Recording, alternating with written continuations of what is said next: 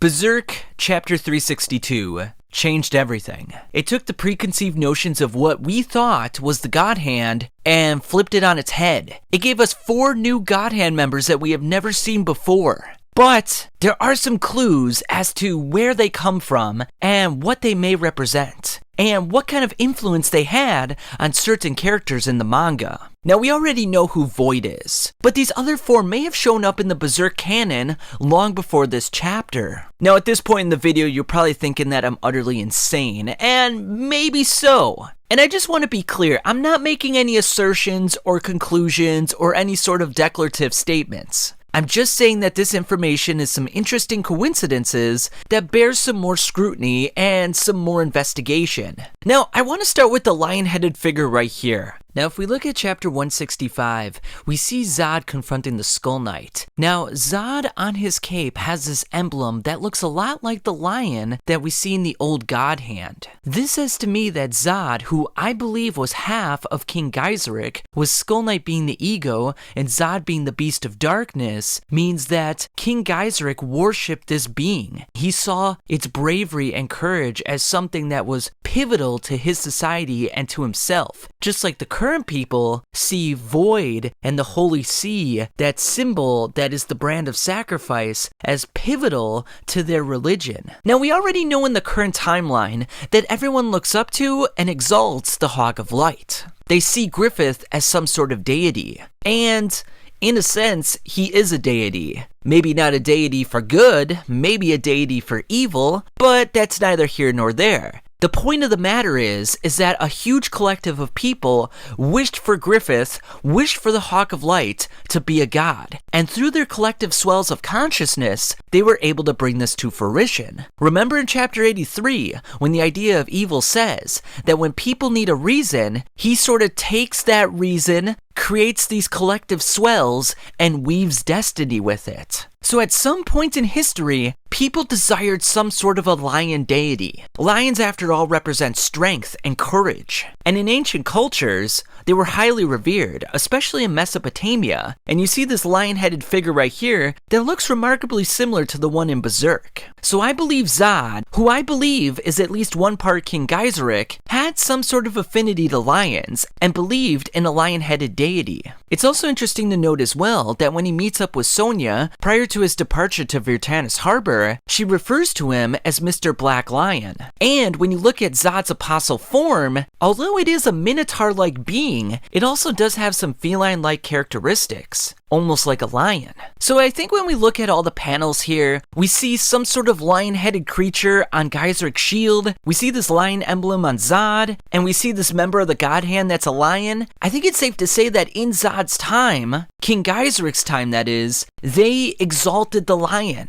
and saw him as something worth worshipping. Now, over to the far right, we see this female with multiple, almost boobs on her body. Now, this resembles the Greek god Artemis. In particular, the goddess Artemis of Ephesus. Now, Artemis is the goddess that protects fertility. And you may be thinking by looking at her chest that there's multiple boobs hanging out. I mean, given the fact that she's a female, that would seem to make sense. But according to evidence that I looked at, they may actually represent testicles of a bull, which doesn't seem to make a lot of sense at first. But consider a few things. When we look at the bottom of the Tower of Rebirth, we see a statue that looks a lot like Artemis. We see the multiple testicles hanging down from her chest. Now, if those are bull's testicles, and we consider the fact that Nosferatu Zod has the ability to transform into a minotaur, bull-like creature with lion characteristics, then that would make a lot of sense if Zod were at least one part of King Geyserich. Because not only did he worship the lion, he also worshipped Artemis. So he took on the characteristics of a bull, and he also took on the characteristics of a lion. And then if you look at Artemis's robes, they're usually decorated with lions. And then when we take a closer look at King Geyserich's iron garb here, we see a lion on his chest plate, and what kind of looks like a cat-like structure on top of his helmet as well. Again, before we go any further, these are all just observations. They're not conclusions, so take it for what you will. If you see the resemblance as well, that's fantastic. If not, that's okay as well. I'm not saying this is right or wrong. Then when we move to the far left of this picture, we see a tall, stoic man that has a big beard. And this seems emblematic of the Greek god Poseidon.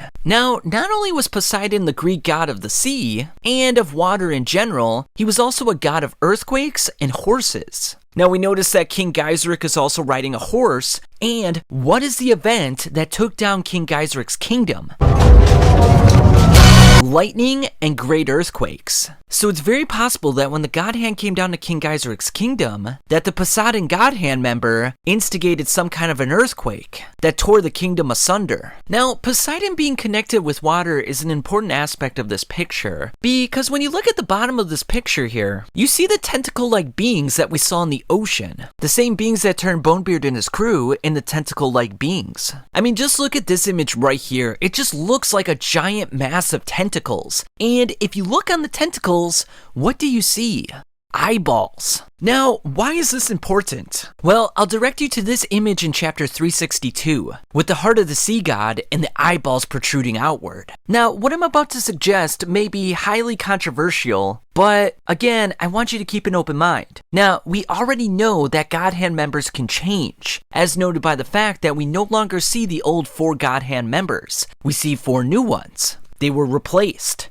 Well, does that mean that the idea of evil was replaced as well? Does that mean the idea of evil that resided within the sea god was the original idea of evil? And does that mean that God Hand members and the idea of evil do not die when their time has come? They simply live on in a different form or are basically forgotten. Now remember, God Hand members get their strength by the will of the people, by their desire for reason. But if the people no longer have a reason for the old God Hand, or a reason for the old idea of evil, they're essentially retired or discarded. Their conceptions of God evolve into new forms. And this was one of the big questions about chapter 362, because everyone was wondering, well, what happened to this old God Hand? Did King Geiserik destroy them and then they had to rebuild? Or did they just kind of disappear of their own volition? I think it's more likely that people simply forgot about them and no longer believed in them. Think about it. How many people nowadays talk about the old Sumerian gods, or let alone believe in them?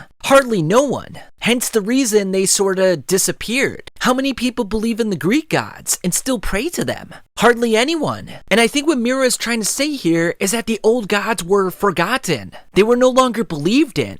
They were exchanged for newer, better, revolutionized gods. People got away from believing in gods of fertility, in gods of lions, and gods of the sea, and instead started believing in gods of wisdom, in gods of sexuality, in gods of artful deception, in gods of fear, and in gods of hope and bravery. It's also interesting to note that when Guts enters the temple of the sea god, we see a structure that's lying in the water. And it looks kind of similar to the god on the far left of chapter 362. It looks a bit like Poseidon with the mustache. Now you may be saying to yourself, well, that's a bit of a stretch. They kind of look similar, but they're by no means the same person. I want you to remember one thing, and keep this in mind when you look at past gods. Now, I mentioned that this god right here looked a lot like Artemis. But if you look at all the depictions of Artemis throughout history, they differ vastly. Each tribe and each culture has its own conception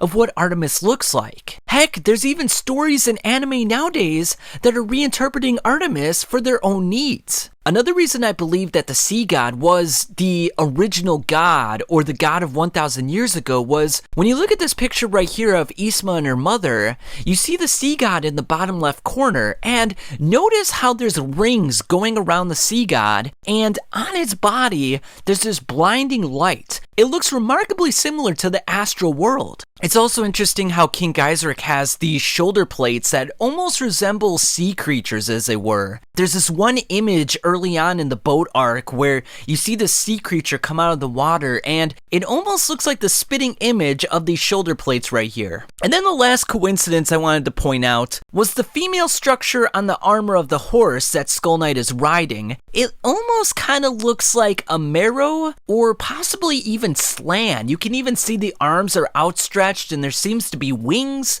I don't know if that represents anything. I don't know what that means. We do know for certain that Slan knows that Skull Knight was a king at some point. She did refer to him as Your Majesty. Now, does that mean that Slan was alive 1,000 years ago and she personally knew King Geyserich? It is possible. We know that time distortion does exist within the Berserk universe, so it's not unthinkable to reason that maybe Slan, after the eclipse occurred, went off on her own, lived in some sort of land where time did not accelerate as fast as the normal world, and when the next eclipse rolled around, became the next member of the God Hand. Who knows? Essentially what I'm trying to say, guys, in conclusion, is that the idea of evil weaves people's destinies through their collective thoughts. So people control their own destinies, but it's the collective of the people that controls it. And it's the collective who chooses the next God Hand member.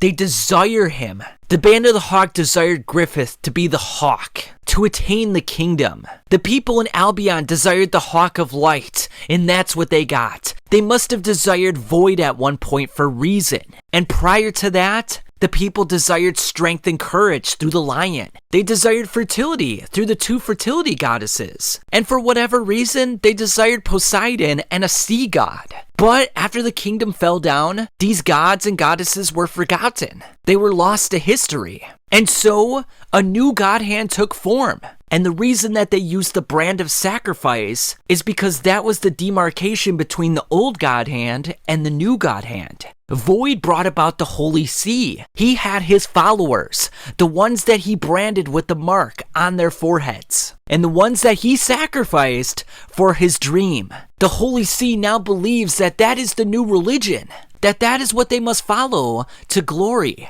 And they also believe that they must follow the Hawk of Light. And I believe in time, if Berserk were to go into the future as well, that these God Hand members would be forgotten as well, and that the people would desire something new, something refined, and something with the times.